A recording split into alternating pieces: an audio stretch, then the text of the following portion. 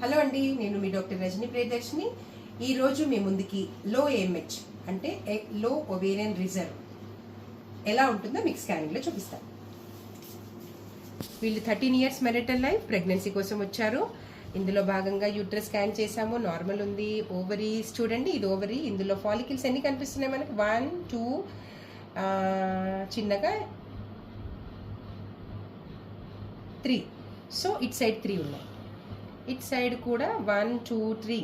Okay, so minimum ఉండాల్సిన 8 to 10 కంటే చాలా తక్కువగా ఉన్నాయి కాబట్టి పూర్ ఓవేరియన్ రిజర్వ్ అంటాము. దీనికి మనకి ఏఎంహెచ్ అనే బ్లడ్ టెస్ట్ ద్వారా టెస్ట్ చేసి చూస్తాం. అది కూడా ఏఎంహెచ్ చేస్తే 1.2 ఉంది.